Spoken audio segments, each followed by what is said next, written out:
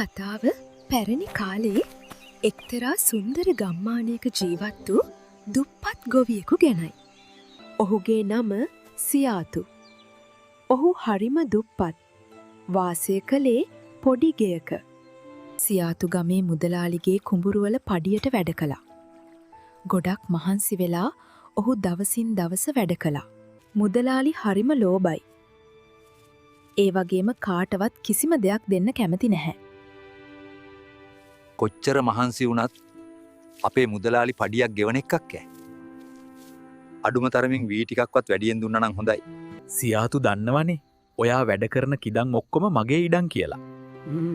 එහෙමයි මුදලාලි. මම සියාතුට කිව්වනේ මේ හැම ඉඩමකින්ම එන පළදාවේ ඉඩමෙන් උඩ කොටස මට අයිතියි කියලා. ඔව් මම දන්නවා මුදලාලි. මෙන්න වැඩ කෙරුවට සල්ලි. මෙසරේ වී නැහැ. මටත් අමාරු.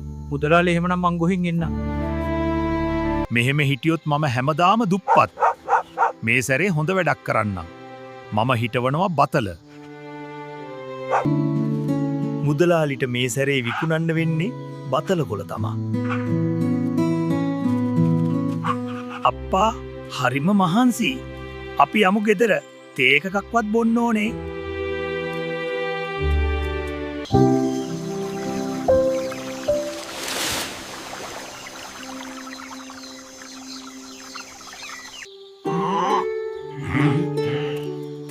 අපි යමු බතල ගලවන්න. මුදලාලිට කොළ ටික ගෙනihin දෙමු. අද හොඳ දවසක්. අපි ඉක්මනට ගිහින් බතල ගලවමු.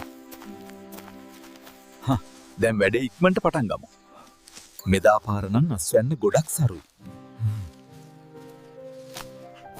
ඔන්න වැඩේ ඉවරයි. අපි යමු. අපි මේ මුදලාලිගේ පංගුව දීලෙමු. මෙදා පාර මොනවා කියයිද දන්නේ නෑ. කෝ මේ සියාතු වගාවේ කොටස අරගෙන ඉන්න කාලය හරි. අප්පා අර ඉන්නේ බලාගෙන අපි එනකම්. හරියට දවක් ගානකින් කාලා නෑ වගේ. සියාතු මොනවද මේ කොළ? කෝ මගේ වී පංගුව? මුදලාලි මෙසරේ හැදුවේ බතල. අපි කතා කරගත්ත විදිහට. මුදලාලිට කොළ මට බතල. හොඳයි. එන පාර මට ඕනේ පොළොව යට වැවෙන හැමදේම. හොඳමයි. ඉතින් ඔයාලා දන්නවද සියාතු කල්පනා කරන්න පටන් ගත්තා. මොනවද වවන්නේ කියලා. එයාට එකපාරට හොඳ අදහසක් ආවා.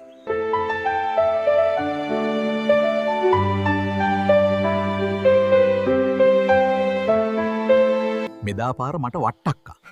මුදලාලිට වට්ටක්කා මුල්. ඇයි ඉතින් මුදලාලිට පොළොව යට වැවෙන හැමදේම ඕන කිව්වනේ. සියාතු මොනවද මේ කොළ? කෝ මගේ බතල පංගුව?